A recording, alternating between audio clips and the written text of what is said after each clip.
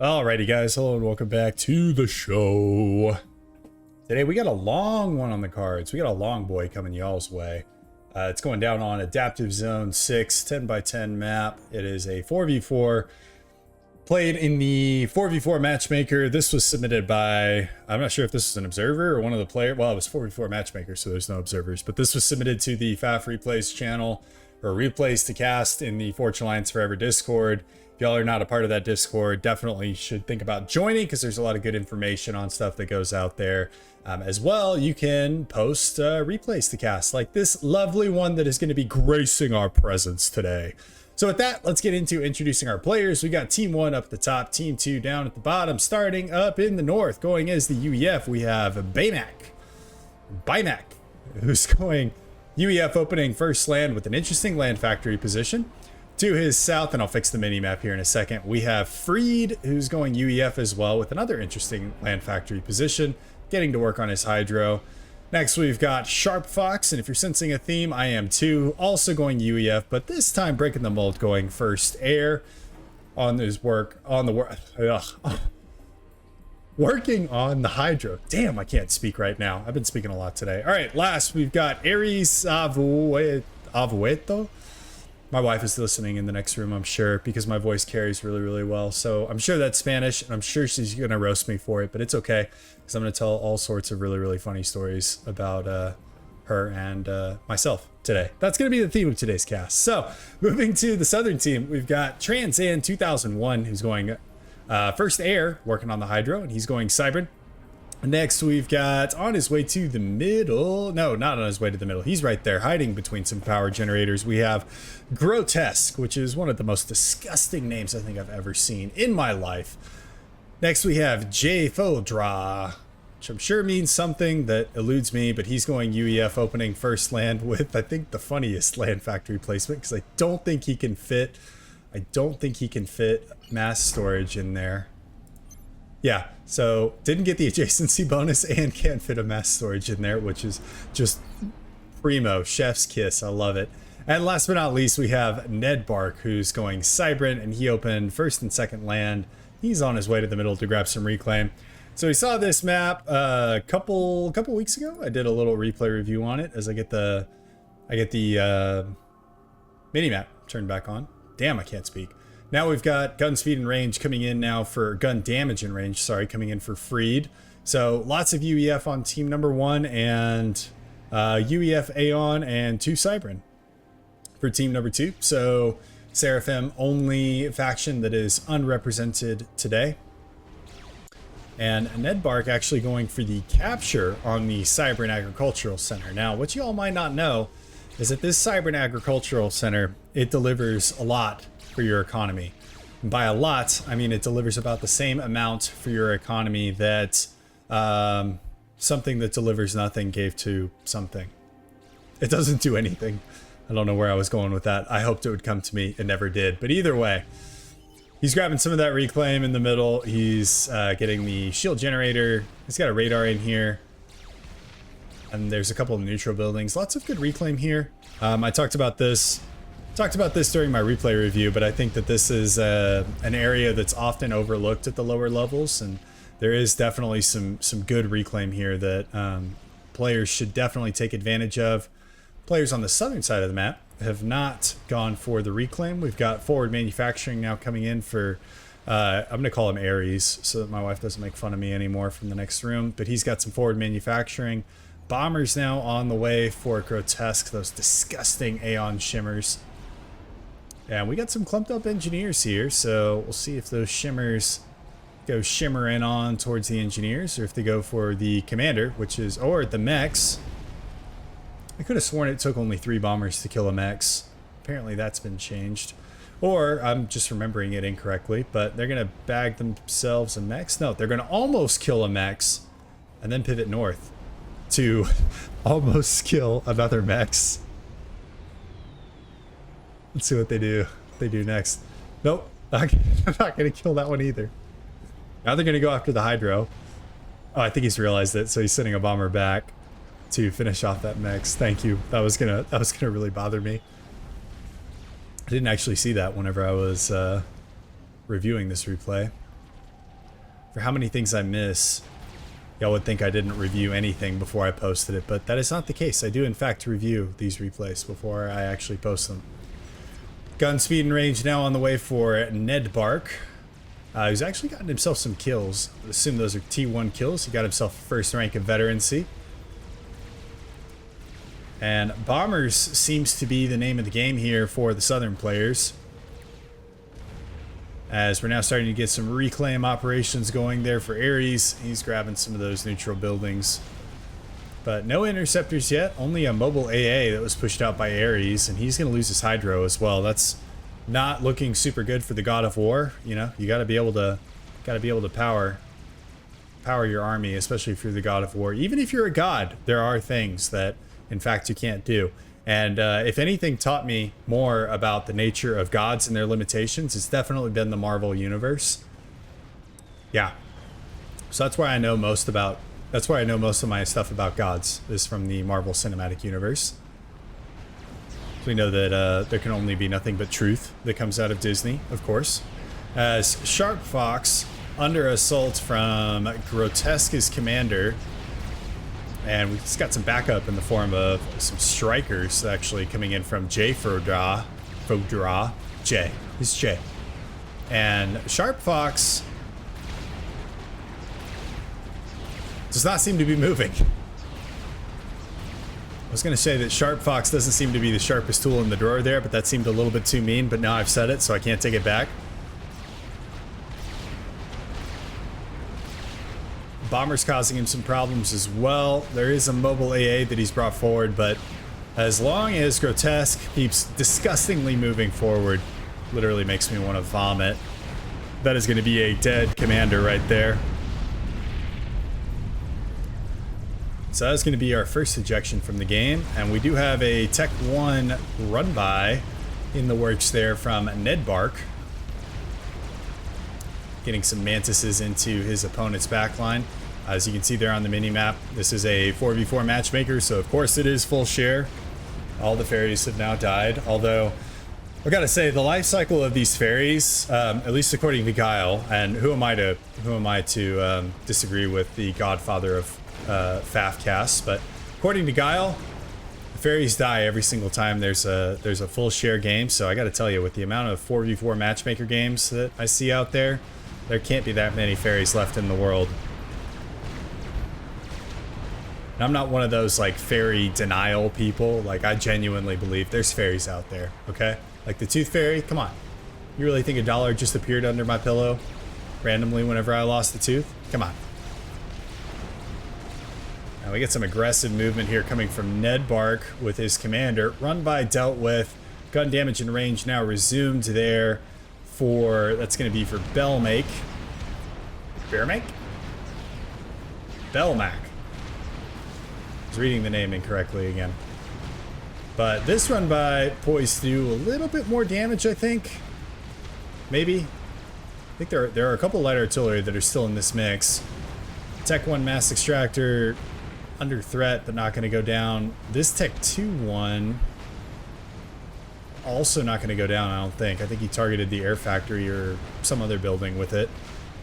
So that Lobo, I think, stop and focus on the Tech 2 mix. Might have been a little bit more successful, but up here, using the power of what is overcharge, for all you keeping track of Supreme Commander Jeopardy out there, Ned Bark has absolutely annihilated Belmac's front line here. Belmac on gun upgrade at 80%. He's got to be power stalling right now and sucking some juice down from his allies. I don't know where that came from. And no inappropriate jokes being made at all in this cast. But gun damage and range completes for him, and he should be able to clean up these Mantis now with the new and added power of what is the longer cannon on his ACU, because we all know that longer cannons do a lot better than shorter cannons. It's just a scientific fact. You can ask my wife. Anyway, going back, we've got a Tech 1 land positioning there for Tansan. Tansan with his gun upgrade. Fully upgraded, so It's going to make Ares have to shift a lot of his forces to the west. There is a comm here for Grotesque, but it's a vanilla commander, and it is already damaged, so needs to be a little bit careful. Could lose a good amount of HP. I don't think he's in danger of dying. Jeez, there's a lot of mobile AA in these mixes. There's also a lot of artillery, and if Grotesque doesn't move his commander from that disgusting artillery barrage that brings him down well into the red at 10,000 or 1,000 HP, he is out of there. I gotta say, I'm very, very excited about that, because that had to have been the most disgusting guy I think I've ever seen in this game. But he's gonna go out. We'll see who his base transitions over to. And we got Tech 2 now on the way for Ares here. Middle base is transitioned over to Freed, who is our resident 1K. Only 1K in this game. Everybody else really kind of all over the place, from about 150 there for Grotesque, but several of our players hovering around the 700 to 800 mark. And remember, this is 4v4 matchmaker, so everybody I think has slightly different ratings than they would in custom games. We can't call automatically over 1500 a pro, because in that, Jagged would barely be a pro, I think, in the 4v4 matchmaker. I'm pretty sure Jagged's like 1600 or 1700 like that. So 4v4 matchmaker ratings, a little bit different. And somebody correct me in the comments if I'm wrong, but I think last time I checked, Jagged was like 1600 or something like that. And he's definitely a pro. So, I mean, if he's not a pro, then fuck, I don't know who is. Wall sections now going up here for, I'm guessing that's for Tansen. Or no, that was actually going to be there for Ares. Ares going to throw down a Tech 1 point defense, which Tansen going to try and overcharge. We have Tech 1 units now moving in as well on Freed. Freed with that gun upgrade, not really in any danger. And he's semi-rebuilt. He's getting his radar back up, upgrading a mechs. Probably needs to get a little bit more power, though, and I think I would focus on a little bit more on eco if I was in his position, but of course I'm not. I am but a lowly caster. As Ares now looking to build the Great Wall of the UEF down here. Tansen looking to pressure, throws out a quick overcharge. I think if he had committed, he could have done a little bit more damage there. Okay, so he does finish off the Tech 1 point defense, but some of the fire is a little bit too heavy, and he's going to pay for that with actually quite a lot of HP. Did they increase the fire rate for... No, they didn't. I'm just hearing multiple triads fire at the same time. As we got another Tech 1 push now coming in from Jfodra. Point defense being spammed up there by Ares.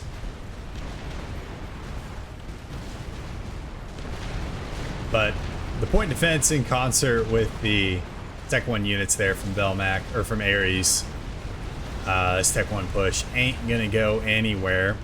I saw Tech 2 air bumping around on the field. That was coming out of Jfodra.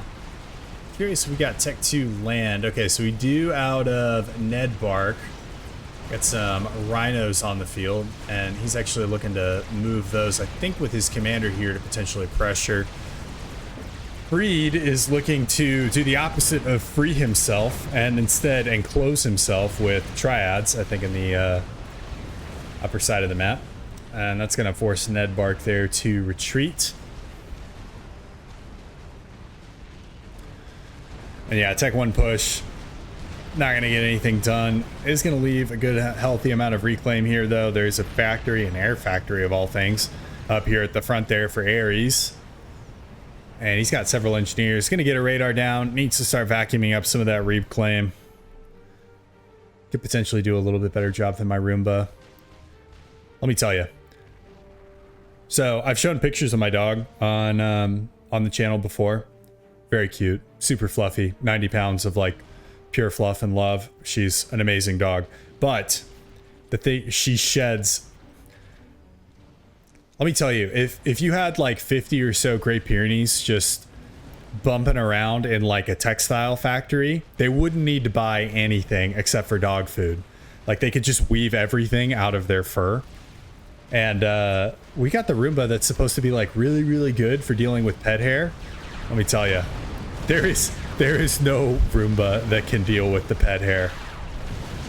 I was cleaning out our Roomba earlier today, and it's just like a spiral of her fur wrapped around the brushes that's so thick. Like, you gotta get scissors. You can't even like pull it out with your fingers. Like, you gotta get scissors to cut the thing out, because it's incredibly strong as well. I tried pulling it out last time, and I ended up bending the brushes before I actually like started untangling the fur, if that gives you an idea of how much strength it takes to just break the amount of fur that wraps around those Roomba brushes. But so up here we got Ned Bark. He's got some mobile missile launchers causing some problems here for some triads, and Freed going to respond appropriately here and get some buzz kills down. But I think he's gonna pay the price in a Tech 2 point defense. Curious, mobile missile launchers could cause problems up there, as we see our next ejection there from Tansan that I missed.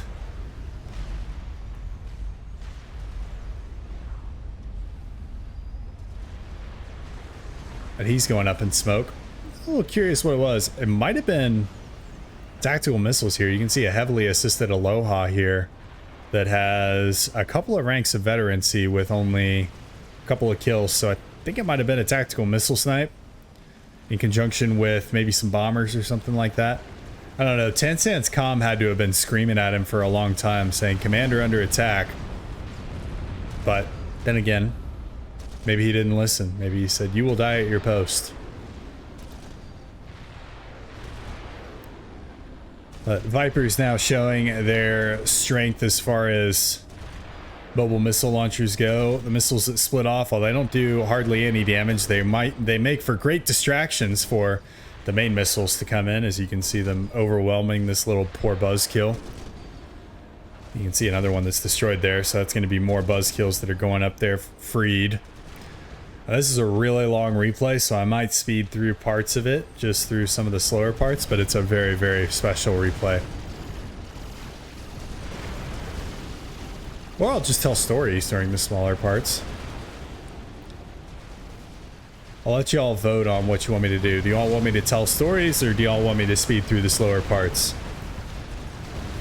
Alright, I listened from the casting gods that are telling me the future, and we might speed through some of the slower parts, but we'll also tell some stories.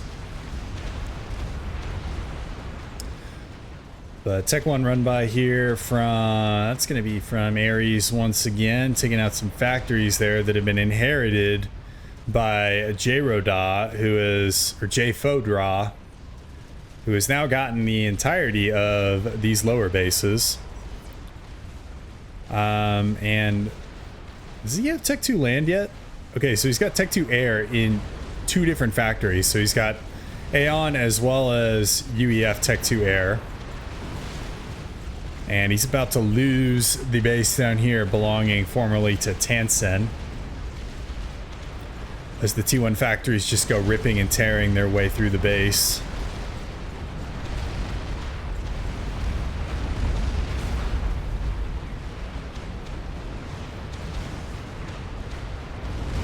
Oh, that's a nasty, those energy storages, they go boom. Wiped out a lot of units, but actually not going to wipe out the factories. Gunships now being deployed as well. Still, lots of Tech 1 mobile AA in this mix, so gunships actually going down pretty quickly, even though it's only Tech 1 mobile AA. There's 7 or 8 archers in there.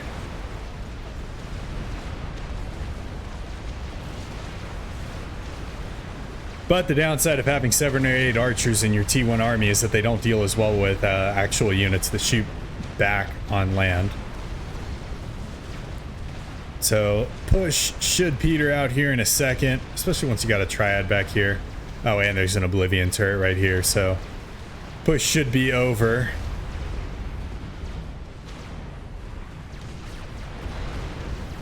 As the Oblivion starts obliterating the remaining Lobos.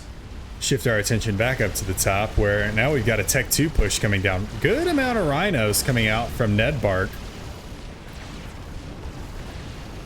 And Freed might be under threat here. We'll see if he's got overcharge. Okay, so he does, and he has a lot of overcharge. We'll see if he uses it. As rhinos and hoplites start getting into firing position here.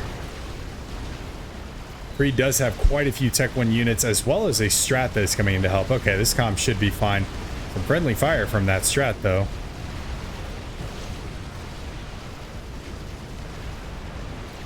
Valiant effort there by Ned Bark.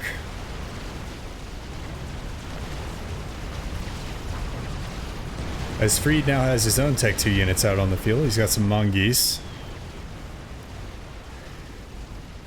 As that strat has now started going after Ned Bark's mexing options. Mixing mass options. Takes a bad turn though, and is going to go down to some of the AA. I think only was able to pick off some Tech 1 mass extractors, so not what you're looking for out of a strat this early on in the game. Early for these players, but your kind of first Tech 3 strat rush. Not what you're looking for out of that, but still good to assert dominance. So yeah, Freed has definitely hiked up his leg and peed on the fence and marked his territory.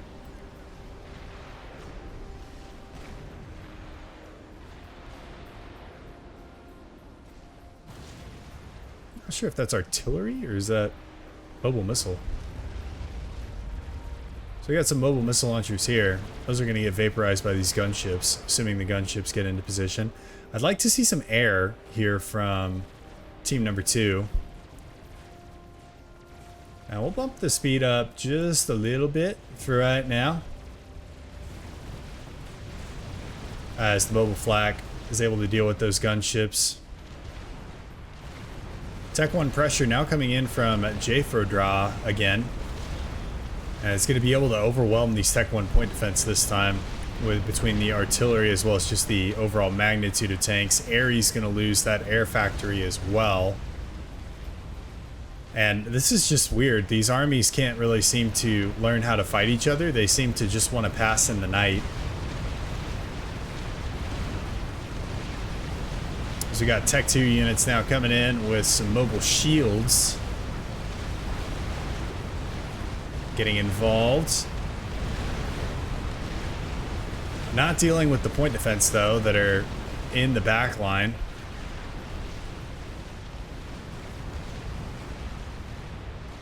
But Mongeese is be able to get back in to the resourcing options, as we now have broadswords out from Freed. And Broadsword's going to shrug off the interceptors, see how they do against the Swift Winds. Well, Swift Winds are actually going to turn around as Freed gets his own Tech 3 ASF out as well. So he does have a couple of them bumping around. Seems to be going mostly for broadswords here.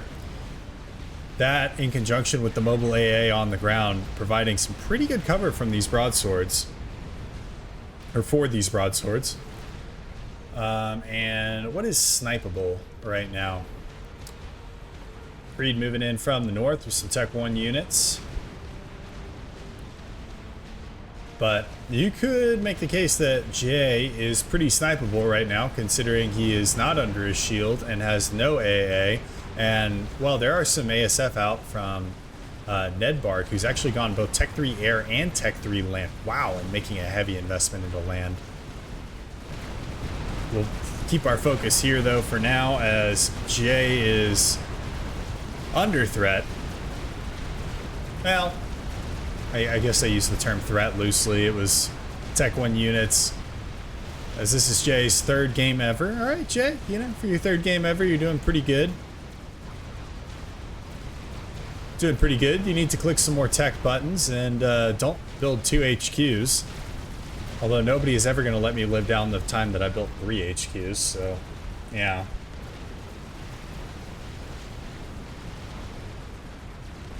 If you haven't seen that video, go watch it. It's one of my custom games. It was a funny game.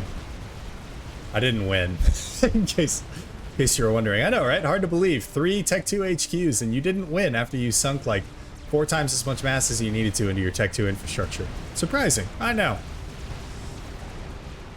Alright, but we got a push going on up north, but I'm more interested in what's going on with these broadswords down here. Starting to take out some resourcing options. They are going to take out a Tech 2 HQ here, as well as, well, 2 Tech 2 HQs. One for land and one for air, potentially. Although there is mobile flak in this mix, so do have a couple of skyboxers coming in, providing some mobile air support, as well as the ASFs now coming in from Ned Bark. Should be able to help clean up a lot of these broadswords. Though there's a good amount of interceptors. I don't think this is enough interceptors, though, to kill ASF. Assuming the ASF don't just, like, sit and do nothing. Although now you got Freed coming in with his ASF. That is enough ASF to kill other ASF. And broadswords now threatening Tech 3 power there for Ned Bark. This is starting to look dicey for team number 2. As that's going to be Tech 3 power going down. One of the Tech 2 power generators is going to be soon to follow. Do have a Myrmidon up. But that's going to be a good part of Ned's power systems down. And you can see that has thrown him into a stall. Definitely not a catastrophic unrecoverable one, but a stall nonetheless. As he is now pushing in on Freed's position with land units. So land units seems to be the play of the game here for team number 2. So we got bricks, we got bouncers, we got rhinos, we got some hoplites in there. I'm actually noticing the kind of Greek-inspired theme there for the Cybran. Hoplites, of course, being the Greek from antiquity, by the way. Greece from antiquity. The kind of the designation of the mainline soldier there for the Greek armies in antiquity. And then the Myrmidons were the elite kind of squadron that went with the fabled hero Achilles.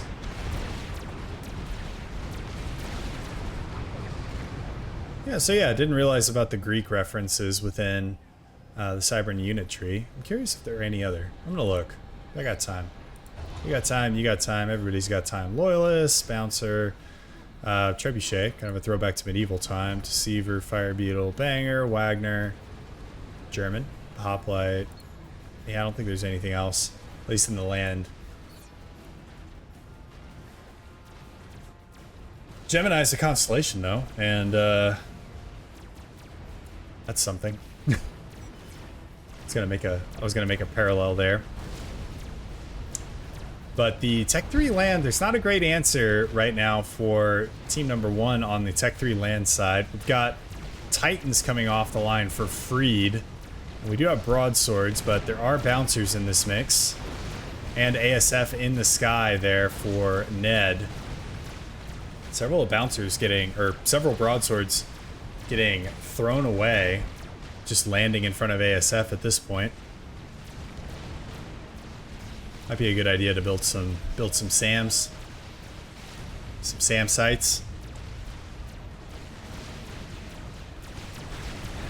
These bricks have now breached the perimeter. Broadswords dispatched to respond, but that is going to be a Tech 3 mechs going down. Those don't come cheap. We got another one that is probably going to be behind it. Oh yeah, that puppy's going down. There's another Tech 3 mechs going down. Engineers scrambling to get Tech 1 point defense. Good reaction here from Freed. Gonna get the Tech 1 PD down. Tech 1 PD don't have the greatest range, but they do have some pretty good damage per second. So I think Tech 1 PD only inferior to the Ravager in damage per second.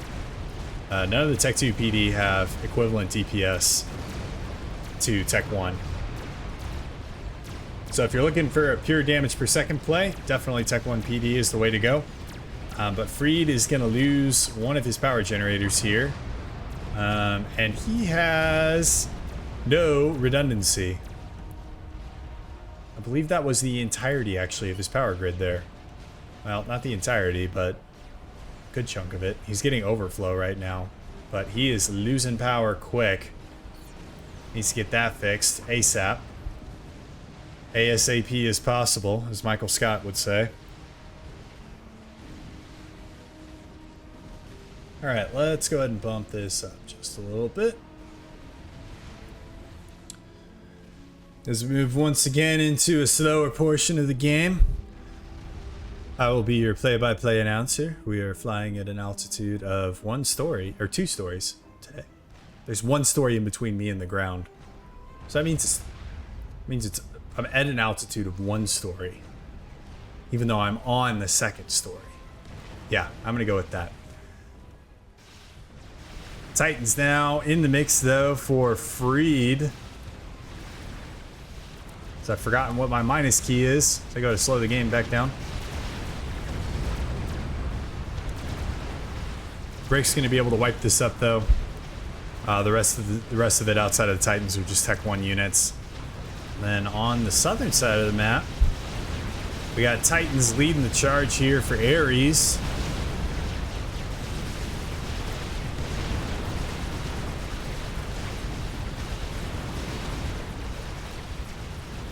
Which I just feel like is, I'm going back to Greek mythology again. I feel like that's a little bit of an oxymoron. Like Ares is using Titans.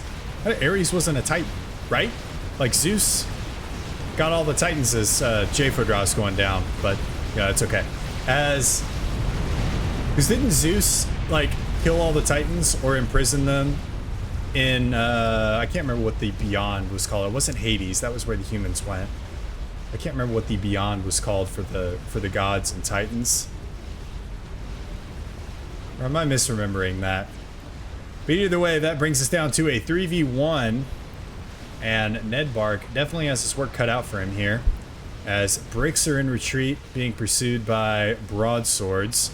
The southern base that he just inherited is basically no longer a base anymore. That base is pretty much dead. Titans and light artillery going to be able to make mincemeat of that one pretty quickly.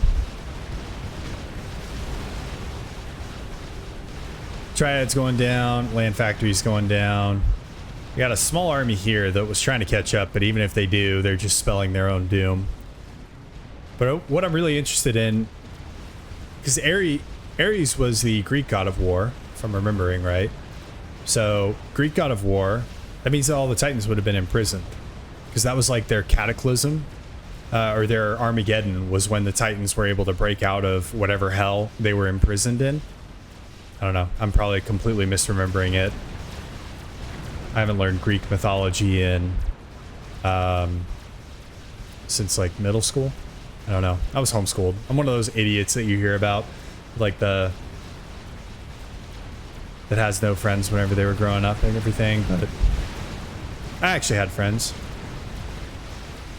I did know a lot of people that were very stereotypical homeschoolers, though, that drove like the 15-passenger vans and had like 10 kids. We were not one of those families, but we knew a lot of them. They were interesting. If you're one of those people, I'm very sorry that either A, I offended you, and B, for your childhood. All right, back to the game. So this push gonna peter out here. So bricks from Ned Bark gonna be able to clean that up. Ned Bark actually just finishing a Monkey Lord as well. As far as map control goes, though, he does not have very much of the map. He does have a pretty strong eco, though, at 200, over 200 mass per tick coming in. I believe like all of his mexes are Tech 3. Yeah, he's getting his last one up to Tech 3 here. So, I mean, the dude knows how to eco. He's got, I was about to say more mass than everybody on the other team put together, but he's got more mass, or about as much mass as Ares and Freed put together. Which is not insignificant considering he doesn't have any additional bases, and every base over here is completely intact. So he just needs to keep himself alive, needs to get out there, get these bases back, and, you know, let the magic happen. Where'd the Monkey Lord go? Did I miss the Monkey Lord? Is it in that mix? No. Still in his base? No. Oh, there it is. Marching towards middle. So we got another Tech 1 force here from Freed at 34 minutes. If you're building Tech 1 units at 34 minutes, stop. And, oh my god, the agricultural center just died. That Monkey Lord is going to absolutely eviscerate, though, this army. There is very little Tech 3 in this mix. Just we have some Demolishers and then a singular Titan. But the Monkey Lord needs to move. Needs to move forward. Needs to move forward. Do you see those units, sir? Go kill them. Yeah, there we go. Did y'all know about that exhaust pipe pattern on the Monkey Lord? That's kind of cool. I like that model. I've never seen that before. I never looked at a monkey in the ass before. I'll take things that I never thought I would say in a cast for 100 today.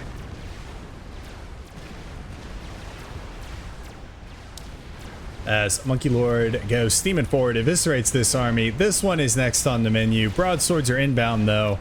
And we'll see if Ned Bark is paying attention with his ASF. He is.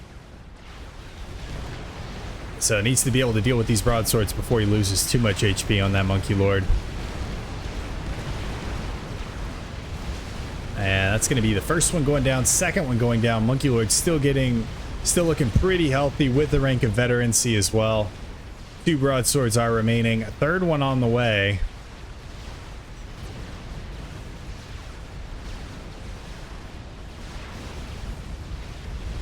As now we have actually a pretty hefty amount of Titans here coming in from Ares, as well as a Percival coming in from the north. Freed needs a lot more of these Percivals on the field, in my opinion.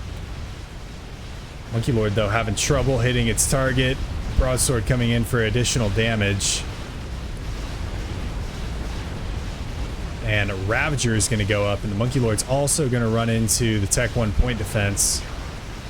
There aren't a whole lot of good targets here for it to vet off of either, as all of the Tech 3 mechs got destroyed by the bricks in the last push, so that's unfortunate. It's going to be a mass donation there for team number 1 to slurp up.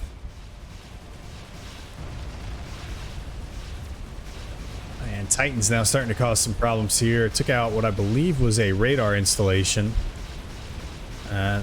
Also going to take out a flak.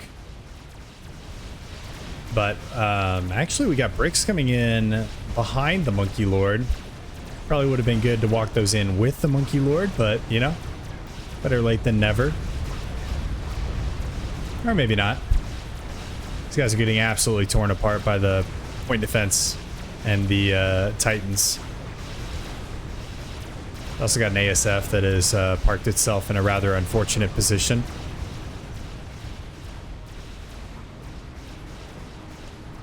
Alright, that's some good reclaim there for Freed to pick up. As far as the push down here, it's all been vacuumed up by 1 brick. That is another Monkey Lord now out from Ned, though. So he's going to start moving in on Ares forces down here at the bottom. Just going to absolutely vacuum up a lot of those Tech 1 units. There is a Ravager here for Ares. Actually, several Ravagers. I didn't see these 2 down at the bottom. So Monkey Lord going to dip into the water. It's going to help him out a lot from the Ravager fire. And going to dodge a lot of the Tech 1 bomber fire too. That was nicely done. Not sure if that was on purpose or by accident, but I'll give you credit for it.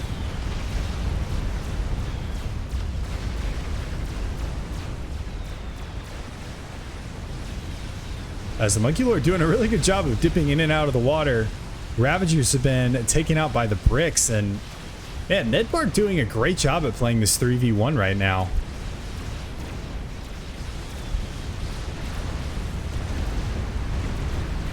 All the Titans going to go down there for Ares. This defensive position, I think, is basically done. As long as the monkey gets involved. We have a lot of tactical missiles here. Very few kills on any of them, though. So that's it for the point defense. Now the bricks just have to contend with any units. Actually, we got another Ravager here on the back line. Well, I guess this would be the front line for the south, but now it's the back line for the west.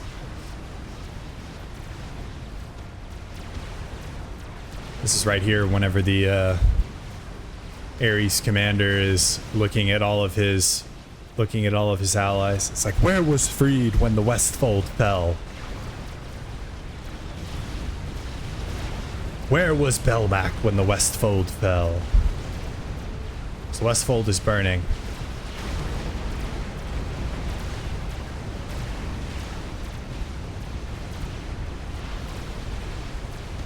Alright, trying to get some more point defense up back in the back line. Gonna claim a couple of factories, but the Monkey Lord needs to just stay moving as much as possible, and moving it is. 3 ranks of veterancy and a hell of a lot of mass to kill to help feed it to additional ranks of veterancy. Just that one Tech 3 Mex was able to get it to 4 ranks of veterancy. We're now talking 32,000 HP. Even though that monkey is at half health, it is very healthy from an HP perspective. And we have a second one now coming in from Nedbark, who has just started absolutely shitting these monkeys out left and right. Not enough Percivals to be able to deal with it either. Just going to be feeding the monkey veterancy. As we also have a Fat Boy that is very near completion here. Monkeys are, I think, a little too close, though, for comfort for that Fat Boy. That Ravagers could be able to be a saving grace here. As Monkey is going to go down, or Fat Boy is going to go down. One of the monkeys is going to go down, but the monkey that killed the Fat Boy, it's still hungry. It wants more. And it knows it shouldn't. Fortunately, it's going to walk over a Tech 3 power generator. Oh, but it's not going to kill it. It's going to drop it down to 75 HP.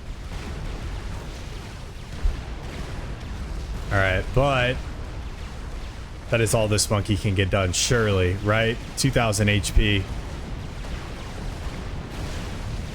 Okay, it's going to kill the... Nope, okay, that's it. Alright, but... absolutely phenomenal push. Lots of critical damage done. We've got Ares with essentially no economy anymore. Fat Boy was taken out.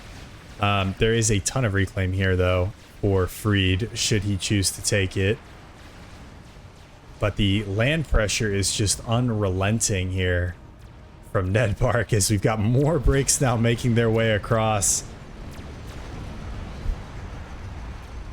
And Freed seems to be resorting to the UEF turtle here, just throwing Ravagers all over the place.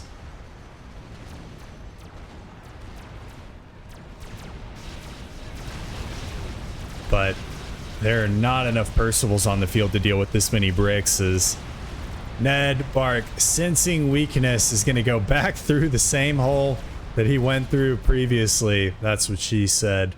And the Fat Boy will be waiting for him.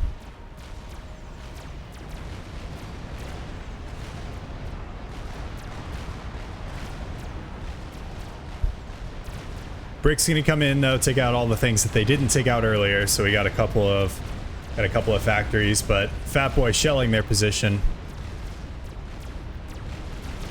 I'd like to see them literally just turn left and annihilate that fat child. All right, there we go. Shields on the Fat Boy. No. Target the Fat Boy. Target the Fat Boy. Sound like I'm a bully in elementary school. All right, Fat Boy goes down, right? Jesus, I sound like a bully from elementary school. Fat Boy should go down, but I think it's going to cost him all of his bricks. Okay.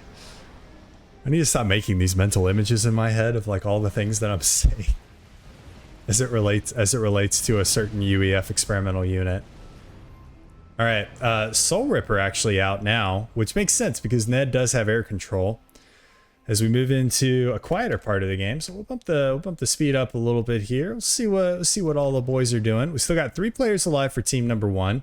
One of the players has essentially no eco anymore. The other player has been incredibly neutered, although they do have a lot of reclaim, or the ability to reclaim their manhood, in a base that's nearby them. But the Soul Ripper is now being dispatched. The brick pressure not being let up on. And we'll slow it down as we see what this Soul Ripper is going to do. As he flies over Belmac's ACU. Where is... Okay, so there is Freed's ACU. And I think that Ned knows what his win condition is here. At ACU, there's a lot of flak here, but not very many SAMs. We got a Cougar coming off the line. I think Freed might be dead here. As Freed trying to get his shield up. 20 HP, that's going to be it for him. Soul Ripper starts going to the north. Do have Belmac's commander there, but I don't think that Soul Ripper has enough juice in the tank to be able to take out Belmac. And I think Ned can now breathe a sigh of relief, as that was probably the player that was going to cause him the most problems in this game. Being the only player over 1K. As the Soul Ripper continues defiling the lands of Belmac. Ares, actually the lucky inheritor of Freed's old base. That Soul Ripper actually not going to be taken down. So you got bricks moving in. They're going to get... I think taken out as a combination of the point defense as well as the Percivals that have now decided to take a smoke break in the middle of this battle. But Ned doing great things, actually. Hang on. Hang on. I was about to praise Ned, but you look down here at the bottom. We got a lot of Titans that are vacuuming up some Tech 3 Mexes down here. And we have Interceptors out from Ares. Not enough to deal with the Soul Ripper. The Soul Ripper's AA is essentially non-existent, but you need some damage to be able to bring it down. That is going to be free, or Ned's base under threat. As we got some tactical missile defenses, or some tactical missile launchers here in Ares base. I was seeing if Ares had some sort of endgame plan here. Looks like he's just trying to get his eco back though, as Titans are now at the door, banging on the shield.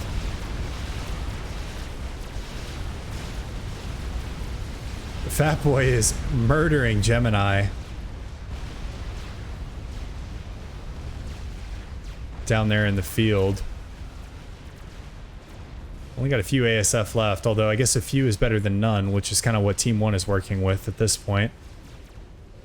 And the Soul Ripper, which... yeah, Soul Ripper's right here. Fat Boy is dead. And so are the Percivals, once the bricks show up, which they have. And they have shown up in force. I think Mass Soul Rippers is the play here for Ned. As Ares looking to go north with some of his units. An unprotected Tech 3 mechs up there. As well as a lot of land factories. These are all just Tech 1 land factories, but, you know, better than nothing. And that is interesting. All right, so Ares has gone for a nuclear missile launcher. Very appropriate, him being the god of war and everything. He would be the first one to provoke mutually assured destruction and start launching nuclear weapons. But he has got all his assistants on that, and that is moving up pretty quickly. Curious what his eco looks like. Okay, so he has plenty of eco for it. Could do with a little bit more energy, but definitely has enough eco to be able to operate it.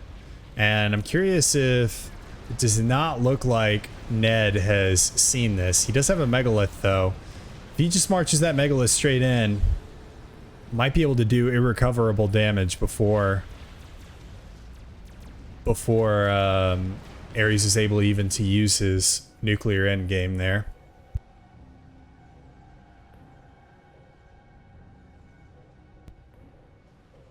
And Ares is commander in an unprotected spot. And I can tell you one thing's for sure. They really do not want any nukes coming in, as they have 4 SMDs. I think they might have accidentally built SMDs instead of TMDs. Happens to the best of us. Brick pressure from Ned, unrelenting. Ned just keeps throwing those bricks at the glass window. He's going to break through that glass ceiling. Okay, and he remembered. I was like, don't leave the Tech 3 mechs. Megalith, though, now marching across. And, okay, Tech 3 air out for Ares. So he had some ASFs. He had some ASF. But what's more important is he has some SAMs. And that is the nuke actually finishing up there before the Megalith can deal any damage to Ares' comm. And there is no SMD here for Ned, as Ned moving his commander out of his base. Very sensible strategy. The nuke going for the heart.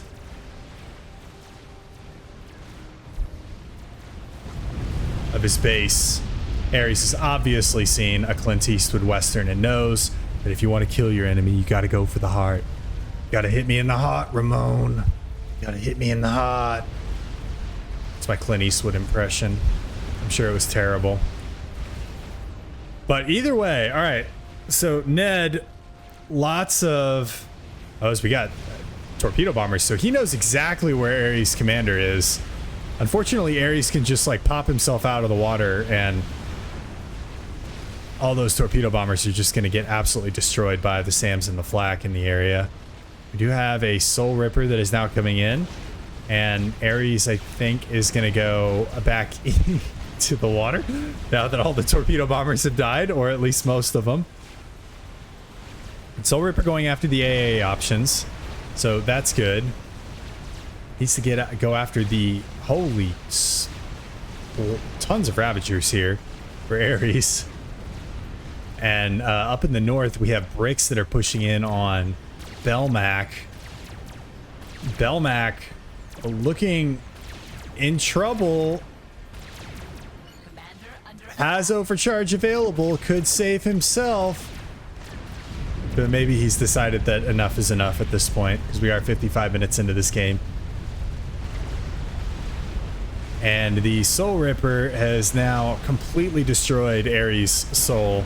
And it is now a proper 1v1 between two of the closer matched players between the teams. It's funny how that works out.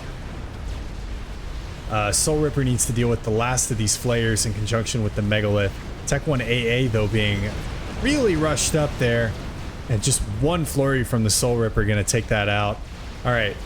So now we see how well Ned knows his unit mechanics here, because the Megalith has torpedoes.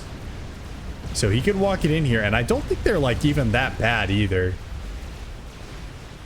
He could walk it in there. He's walking the bricks in, so he knows that the bricks have torpedoes. There we go. He knows the bricks have torpedoes. All right. Very good. Ares with Tech 3 on his commander, so 15,000 HP. There's a lot of HP to chew through, and there's not a whole lot of damage per second coming out of these bricks as far as torpedoes go. Ares going to go for the shield upgrade. He's got 11,000 HP left in the tank. Is he able to afford this? No, he is not. He's also trying to build a ton of Ravagers, but the shield upgrade is 60% of the way done. And he's only at 8,000 HP. I think he gets this shield upgrade up. I don't think that the bricks have enough torpedoes to... enough torpedo damage. The Megalith, though, I think would. But the Megalith's got other things on its mind right now, like the army that's pushing in from the north. And there's quite a few SAMs that have been built back here as well. So I think that Soul Ripper, not long for this world. Or at least not long for this theater of conflict. There are ASF out from Ares, so he could kill this anytime he wants. That Megalith now dealing with the Percivals as well as the Tech 1 spam coming in. Although the spam is actually almost all Skyboxers. In fact, that is literally all it is Skyboxers. So really only thing that's able to threaten this Megalith are the Percivals, and he has more than enough bricks here to be able to deal with the Percivals as well. So now he just needs to put the Megalith in the water and kill the commander. He's got about 2/3 left on his shield. And the megalith even able to cover the keep itself safe from the Ravagers as well. God, this is a wacky ass game. How do I always find these like incredibly crazy, wacky games? Incidentally, Ned has literally like nothing in his base. He's building quantum gateways. So I'm guessing going for just max build power ability. As the commander is now reclaiming the megalith. So that's where we're at in this game. Is commander is reclaiming the megalith. Megalith now moving out. So the commander going to shift to reclaim this brick? Question mark? Maybe not. He's got to be really tired of hearing commander under attack at this point.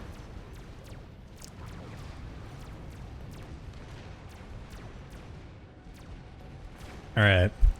But Brick's now pushing north. There are 2 Ravagers there. The Bricks could walk over it, though.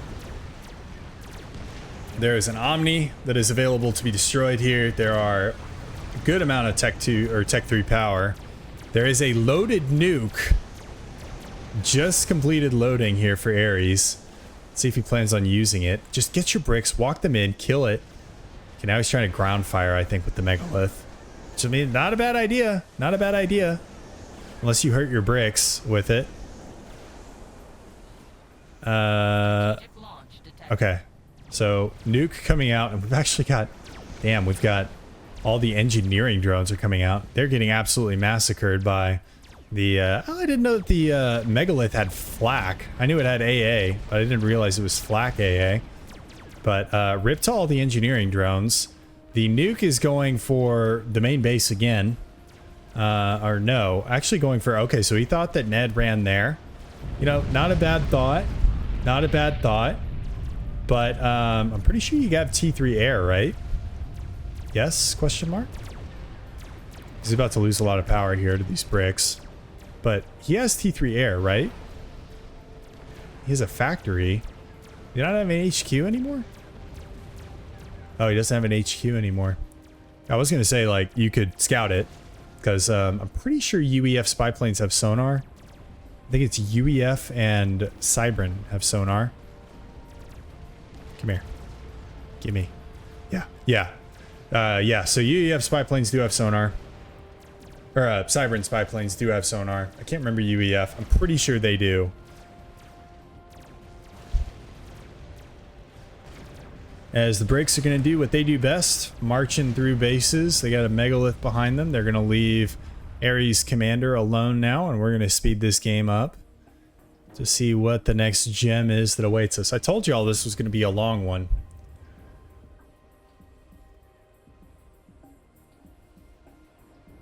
All right.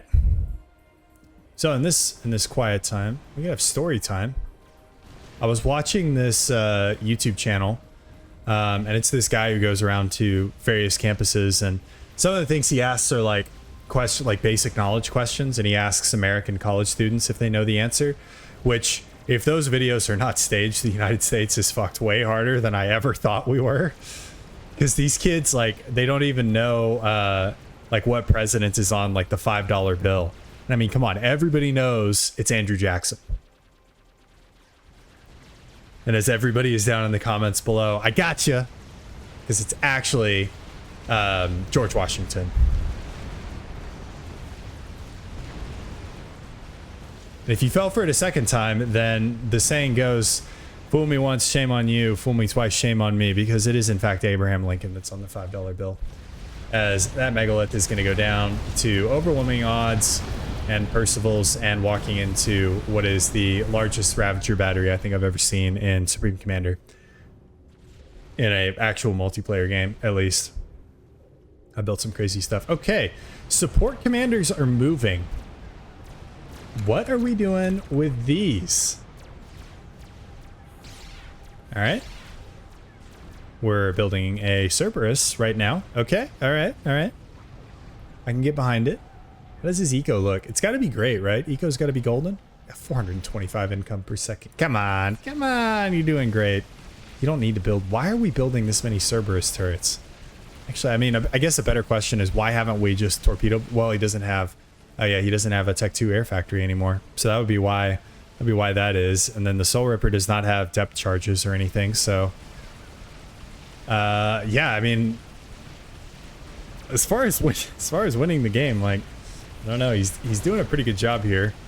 Ravager is gonna get taken down by the Cerberus. Got a brick shooting somewhere. Okay, so we have a relief force on the way for Ares. Lots of Percivals, lots of Skyboxers. We don't have any air from Ned, so the Skyboxers are, I guess, target practice or a distraction. We do have some bricks. We got a lot of Cerberus turrets though here, and more are coming up very, very quickly. I mean, he might just be able to win this with Cerberus turrets. Win this fight. Oh, and he's got a Soul Ripper. All right, I take that back. The Skyboxers are no longer decoration. They, well, would actually do something if they waited, but...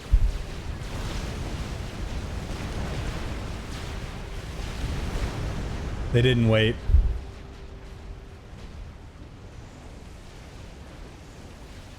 All right. Last chance, last opportunity. If you got this many Cerberus turrets, even Percivals can't really stand up to it. As they are literally laser beaming them down.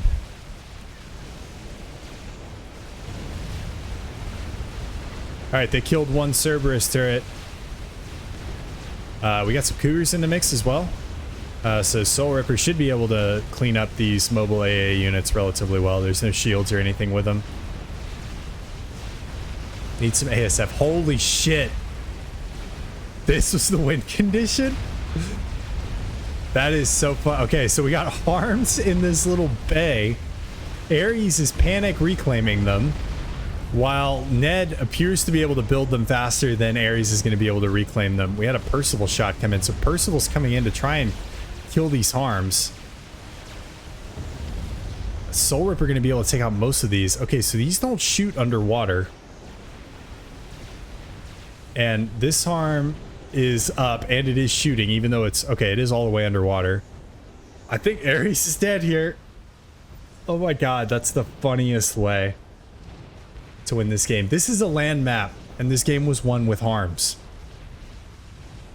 And the harms even killed the commander. It wasn't even like, oh yeah, the navy got so big that we couldn't push it back, or the harms got so big we couldn't push it back with our navy. That is absolutely nuts. Fucking die, holy shit. From Ned.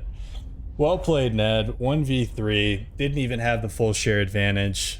Pretty much lost all of his bases almost immediately. Had to come back off of one base, and he did it with experimentals and bricks. And that was pretty much all that was needed. So if you made it this far in the video, I know it was a long one. Thank you guys so much for watching. Thank you for listening to Show and Tell and Storytime with the Duelist, and I will see y'all in the next one. Peace.